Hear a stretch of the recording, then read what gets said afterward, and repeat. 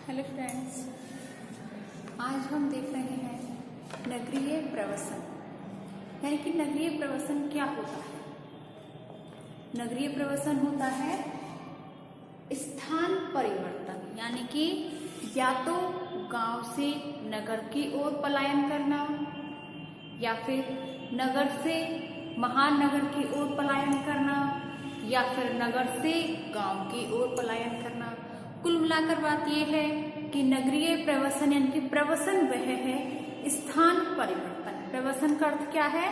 स्थान परिवर्तन से है प्रवसन का। और नगरीय प्रवसन यानी कि नगर की ओर स्थान परिवर्तन करना या नगर की ओर पलायन करना।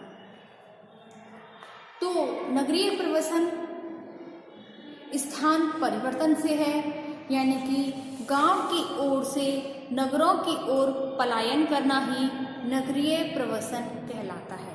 कभी कभी नगरीय प्रवसन नगर से नगर की ओर भी होता है और नगर से गांव की ओर भी कभी कभी प्रवसन हो जाता है।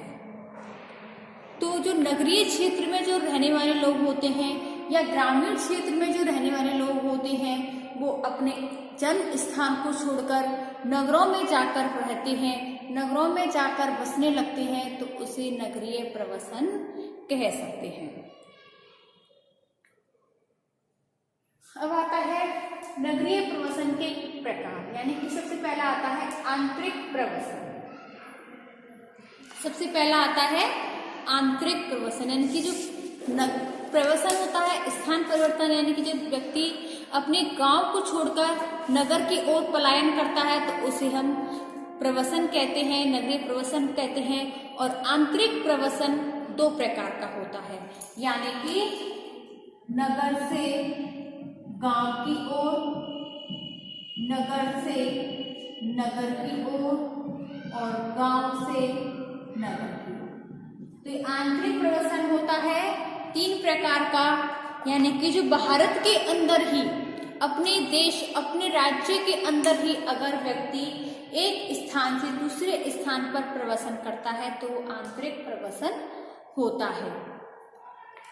दूसरा आता है बाह्य प्रवसन। दूसरा आता है हमारा बाह्य प्रवसन। इसे हम अंतरराष्ट्रीय प्रवसन भी कह सकते हैं या देशांतरण भी कह सकते हैं। अंतरराष्ट्रीय या फिर देशांतरण, यानी कि अपने देश को छोड़कर दूसरे देश में प्रस्थान करना, दूसरे देश में जाकर बसना। अपने देश को छोड़कर दूसरे देश में यानी कि विदेश में जाकर रहना या बस जाना ही बाह्य प्रवसन होता है। बाह्य प्रवसन जैसे कि ये भी दो प्रकार का होता है। कुछ लोग तो केवल अपनी पढ़ाई के लिए ही जाते हैं, यानी कि कई लोग सोचते हैं कि यहाँ पर भाई अच्छी पढ़ाई नहीं है और मैं अच्छी शिक्षा हेतु दूसरे देश में जाना चाहिए, तो कुछ समय के लिए अगर वो जाते हैं तो वो भी एक देशांतरण ही है। और कुछ लोग अगर अपने औद्योगिक धंधे आर्थिक कारणों की वजह से वहां पर जाकर बस जाते हैं कि भाई हमने इतनी पढ़ाई की है, इतने हम योग्य हैं और हमें यहाँ पर अच्छा काम धंधा नहीं है, तो काम धंधे की वजह से अगर जाकर रहते हैं, अपनी फैमिली को जाकर रहते हैं, तो वो भी होता है। लेकिन अगर शिक्षा की वजह से जा रहे हैं और वापस आने की उम्मीद है तो वह होता है अस्थायी प्रवसन। लेकिन वो परमानेंट ही अगर वहां पर जाकर बस रहे हैं तो वो होता है स्थायी प्रवसन। तो ये हो गया, यानी कि अपने देश को छोड़कर दूसरे देश में जाकर रहना बाह्य प्रवसन होता है।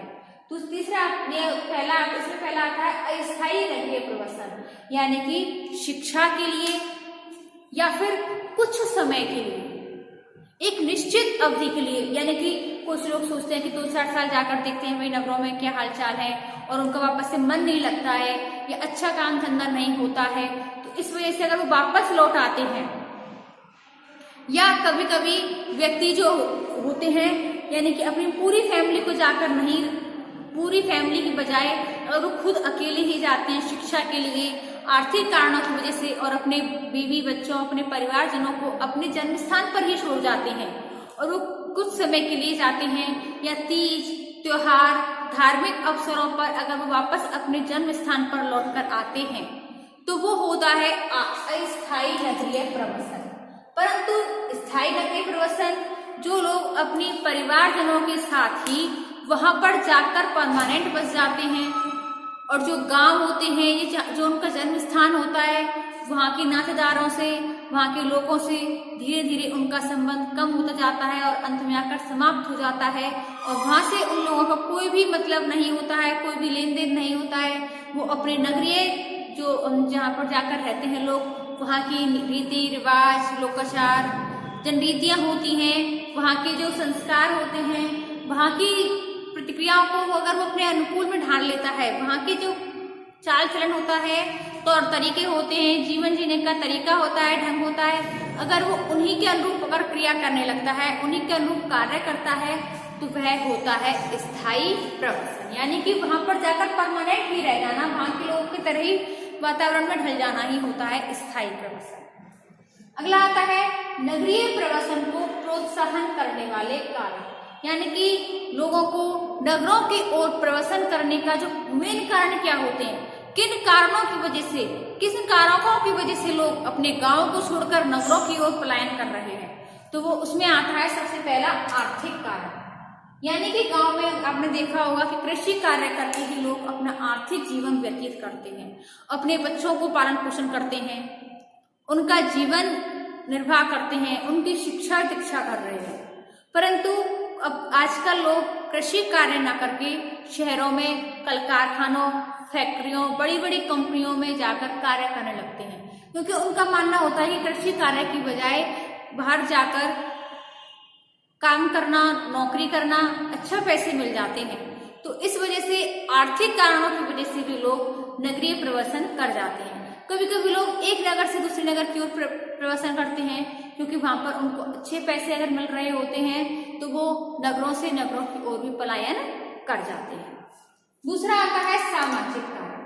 सामाजिक कारण की वजह से भी, यानी कि सामाजिक जो कारण होते हैं, सामाजिक जो अपने तत्व होते हैं, उन्हीं की वजह से भी लोग प्रवसन कर जाते हैं, क्योंकि नगर स्वयं में एक ऐसी जीवन विधि है, एक ऐसी जीवन जीने का तरीका है जो दूसरे क्षेत्र के निवासियों को अपनी ओर आकर्षित करता है। यानी कि जो गांव के लोग जो होते हैं वो शहरों की चकाचौंध, संचार के साधन होते हैं, यातायात के साधन होते हैं, वहाँ की चमक दमक के लोग एक दूसरे से आकर्षित हो जाते हैं, जिससे कि लोग गांव को छोड़कर के शहरों की ओर पलायन करते हैं।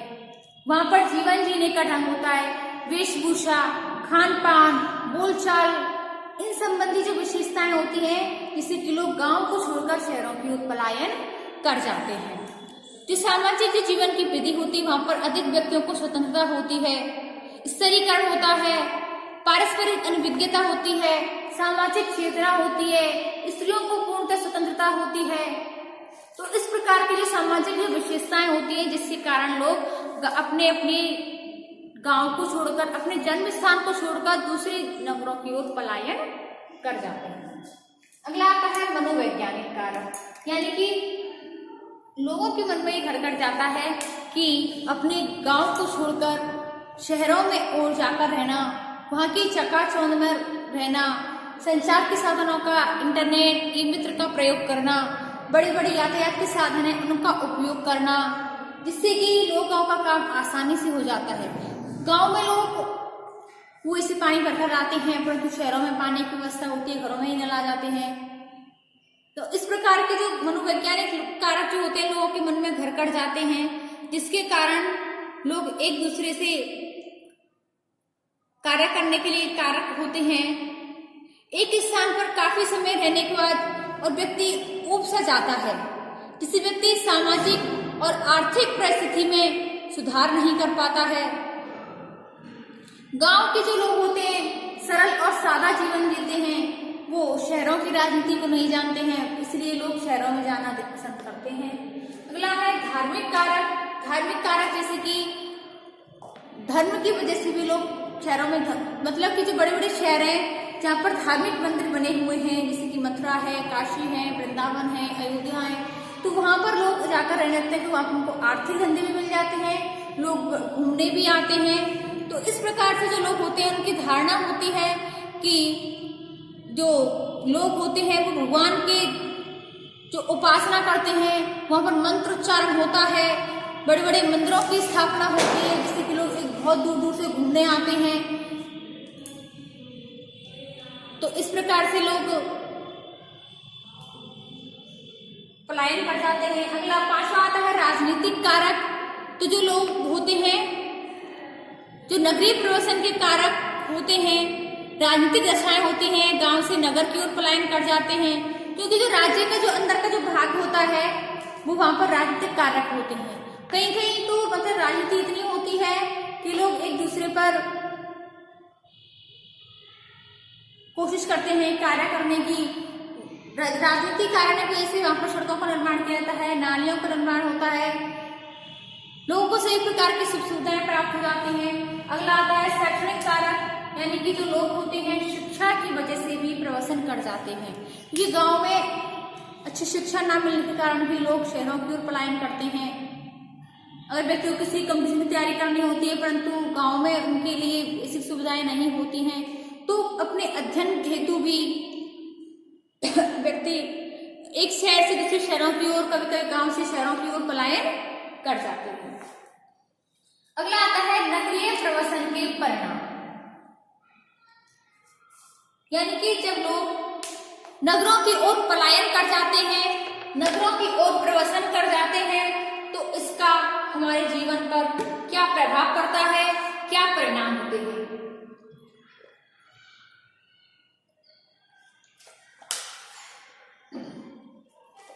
सबसे पहला आता है आर्थिक परिणाम। आर्थिक परिणाम यानी कि कुछ लोगों की जो आर्थिक संरचना होती है वो प्रवसन के कारण बहुत अधिक प्रभावित हो जाती है, क्योंकि गांव में तो वो आर्थिक धंधे उनका कृषि होता है, परंतु कभी कभी वो ऐसे शहर का चुनाव कर लेते हैं, ऐसे शहर चले जाते हैं जहाँ पर जनसंख्या का घनत्व बहुत अधिक होता है, और जनसंख्या घनत्व अधिक होगा तो वहाँ पर रोजगार के साधन कम होंगे, जिससे कि लोगों को रोजी रोटी की समस्या हो जाती है, बेरोजगारी की समस्या हो जाती है, वहां पर श्रम शक्ति का संतुलन बिगड़ जाता है, उत्पादकता में वृद्धि होती है। नगरों के जो लोग होते हैं वो प्रवसन के कारण आर्थिक असमानताएं आती हैं, क्योंकि वहां पर जो लोग होते हैं प्लास्टिक, रासायनिक, रबड़, पैकिंग का कार्य करते हैं, जो बड़ी बड़ी जो कंपनियां होती हैं, औद्योगिक धंधे होते हैं, वहां पर लोगों की संख्या अधिक हो जाती है, क्योंकि सभी लोग जो होते हैं प्रवसन के कारण जो लोगों की संख्या तो अधिक हो जाती है, परंतु जो औद्योगिक कारखाने होते हैं, फैक्ट्रियां होती हैं, वो सीमित मात्रा में होती हैं, और वहां पर लोगों की संख्या भी सीमित मात्रा में चाहिए होती है। तो ऐसे में अगर वहां पर जनसंख्या घनत्व अधिक हो जाता है तो लोगों को बेरोजगारी का भी सामना करना पड़ता है। अगला है नगरीकरण वृद्धि। नगरीय प्रवसन के कारण नगरीकरण में वृद्धि हो जाती है, कि लोग नगरों की ओर अधिक पलायन करते हैं, नगरों में अधिक हो जाती है, जिससे कि वहां पर जनसंख्या घनत्व अधिक हो जाता है।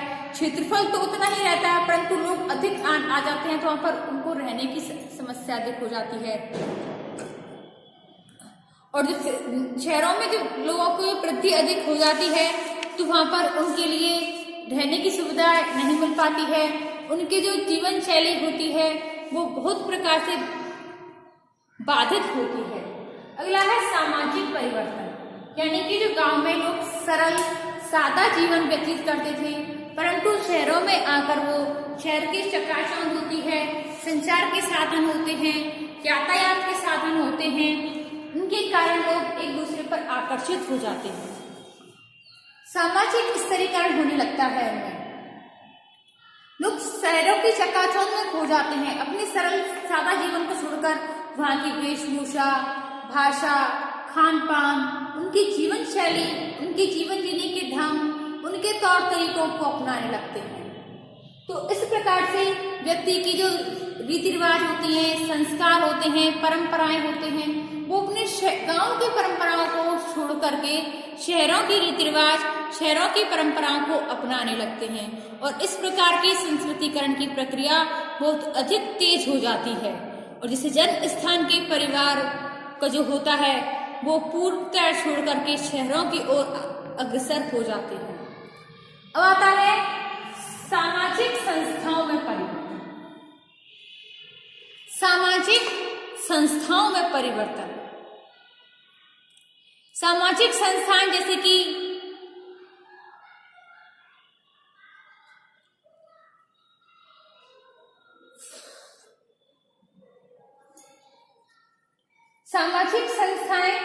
जैसे कि व्यक्ति की सामाजिक संस्थाएं होती हैं परिवार। तो व्यक्ति की सबसे महत्वपूर्ण परिवार की इकाई होती है, संस्था होती है, जहाँ पर बालक जन्म लेता है। बालक जन्म से मृत्यु तक उस परिवार, उस संस्था का सदस्य होता है। जहाँ पर बालक जन्म लेता है वहाँ पर जन्म लेता है, बैठना, चलना, बोलना, खाना, पीना, सभी प्रकार की क्रियाएं वो परिवार में रहकर ही करता है। और जब व्यक्ति बड़ा हो जाता है तो अपने डिसीजन खुद लेने लगता है, खुद इस काबिल हो जाता है कि वो अपना अच्छा और बुरे का ज्ञान का पता लगा सके। और इस कारण से वो व्यक्ति अपने जीवन जीने के तौर तरीके, मतलब कि अपने जो कार्य करने की क्षमता होती है वो स्वयं ही अपने कार्य करने का फैसला लेना चाहता है। वह नहीं चाहता कि कोई भी उसके कार्य में इंटरफेयर करे। अगला आता है सामाजिक समस्याओं वृद्धि। जो नगरीकरण जो होता है तो व्यक्तियों को सामाजिक समस्याओं का भी सामना करना पड़ता है। किसी की जो व्यक्ति शहरों की ओर पलायन करता है तो वहाँ पर जनसंख्या घनत्व अधिक होता है, क्षेत्रफल की कमी होती है, तो इससे व्यक्ति को आवास की कमी होती है। वहाँ पर व्यक्ति को गांव में बहुत अधिक जमीन होती है, वहाँ पर फैल फूल कर रह सकता है, परंतु शहरों में क्षेत्रफल की कमी होती है और जनसंख्या घनत्व अधिक होता है, तो उसे आवास की कमी महसूस होने लगती है। इसी कारण फ्लैट्स की सुविधा होती है, वहाँ पर फ्लैट बने होते हैं। व्यक्तियों को पानी की सुविधा नहीं प्राप्त होती है, क्योंकि गांव में कुएं होते हैं, जब मन करे तब पानी पी सकते हैं, जब मन करे तब पानी ला सकते हैं, परंतु शहरों में कुछ घंटे की पानी की सप्लाई उपलब्ध होती है। तो और शहरों में प्रचुर मात्रा में अगर रोजगार के साधन उपलब्ध नहीं होंगे, उनको काम नहीं मिलेगा, श्रम शक्ति अधिक होती है, जिसके कारण व्यक्ति को बेरोजगारी, गरीबी, बेकारी, ऋणग्रस्तता, वेश्यावृत्ति, बाल अपराध जैसी कई सामाजिक समस्याओं का भी सामना करना पड़ता है। व्यक्ति कभी कभी बुरी आदतों का भी लत लग जाती है, चोरी करना, डकैती करना, इन कार्यों में भी कभी कभी लिप्त हो जाता है। तो इस प्रकार की सामाजिक समस्याएं होती हैं, इनमें बहुत अधिक वृद्धि हो जाती है। व्यक्ति इन सामाजिक समस्याओं से घिर जाता है और जब व्यक्ति की पर जब चारों तरफ से समस्याएं घिर जाती हैं, सामाजिक समस्याएं आती हैं, तो व्यक्ति अच्छे और बुरे का पता भी नहीं कर पाता है। वह मानसिक तनाव से ग्रस्त हो जाता है, उसे मानसिक हमेशा थकान रहती है, मानसिक तनाव रहता है। अगला आता है प्रतिभा का पलायन। जैसे कि कई IIT होल्डर होते हैं, RS होते हैं, तो वो नहीं चाहते हैं, क्योंकि उनको अगर उनकी प्रतिभा जो होती है वो अगर अपने देश में आकर उनको अपनी प्रतिभा का सम्मान नहीं प्राप्त होता है, तो वो लोग एक निश्चित क्षेत्र से अब दूसरे देशों में भी जाकर रहने लग जाते हैं, जिससे कि वो जो प्रतिभा का जो प्लान होता है, जो बड़े बड़े अधिकारी होते हैं, वो दूसरे देशों में जाकर प्रतिभाशाली जो नवयुवक होते हैं वो दूसरे देशों में जाकर बसने लगते हैं। किसी की प्राविधिक ज्ञान, इंजीनियर, चिकित्सा और प्रबंधन के कार्य में सर्वोच्च प्रतिभा वाले जो नवयुवक प्रशिक्षित होते हैं, उनका एक भाग विदेशों में कई अधिक वेतन मिलने के कारण वहां की ओर प्रवासन कर जाते हैं, जिससे कि हमारा देश उनके द्वारा किए जाने वाले आविष्कारों, खोजों, नवाचारों से वंचित रह जाता है। क्योंकि जो विदेश होते हैं, जो अन्य देश होते हैं, उनको नवयुवकों को वहां पर अधिक वेतन दे दिया जाता है, जिसके कारण वो लोग अपने देश को छोड़कर दूसरे देशों के लिए कार्य करने लगते हैं। अगर उन्हें प्रचुर मात्रा में यहाँ पर वेतन मिल जाए उनकी आवश्यकता अनुसार, तो जो लोग आविष्कार करेंगे, नई खोज करेंगे, नवाचार करेंगे, तो वो अपने देश के लिए करेंगे, परंतु यहाँ पर उनके लिए वेतन प्रचुर मात्रा में नहीं मिल पाता है, जिसके कारण वो लोग विदेशों में जाकर विदेशों के लिए कार्य करने लग जाते हैं। अगला आता है नगर प्रशासन की समस्या। नगर प्रशासन की समस्या में आता है कि जो लोग बड़े बड़े नगर होते हैं, नगर प्रशासन होते हैं, प्रतिकूल रूप से होते हैं। नगर प्रशासन के सामने शांति और व्यवस्था के लेकर आर्थिक, राजनीतिक, सांस्कृतिक जीवन को व्यवस्थित रखना बहुत कठिन होता जा रहा है, क्योंकि नगर में रोजगार के अवसर नहीं मिल पाते हैं, जिसके कारण हमेशा कहीं ना कहीं किसी न किसी उद्योग कार्यालय के विरुद्ध प्रदर्शन होता रहता है। जैसे कि नगर पालिका होती है, नगर प्रशासन होता है, वहाँ पर जटिल समस्याएं होती हैं, उनको सुलझाने के लिए लगे रहते हैं। जनसंख्या के बढ़ते दबाव के कारण कहीं पर बिजली की समस्या होती है, कहीं पर पानी की समस्या होती है, कहीं पर स्वास्थ्य की समस्या है, कहीं पर शिक्षा की समस्या है। तो सभी लोगों को इन सभी सुविधाओं को उपलब्ध कराना नगर प्रशासन की जिम्मेदारी होती है। तो इस प्रकार से नगर प्रशासन के ऊपर बहुत अधिक समस्या का प्रभाव पड़ जाता है। उनके ऊपर बहुत अधिक समस्या रहती है कि किस प्रकार से इस बढ़ती हुई जनसंख्या को इन सभी सुविधाओं से उपयोग कराया जा सकते, उन सबको इन समस्याओं से योग्य बनाया जा सके। तो स्टूडेंट्स, आज की वीडियो में हमने नगरीय परिवर्तन का अर्थ देखा है, नगरीय परिवर्तन के प्रकार देखे हैं, इनको प्रोत्साहन करने वाले कारक और इनसे प्रभावित होने वाले यानी कि नगरीय परिवर्तन के जो क्या परिणाम हैं ये देखे हैं। तो स्टूडेंट्स, आज के लिए बस इतना ही। इससे आगे हम देखेंगे अपने नेक्स्ट वीडियो में।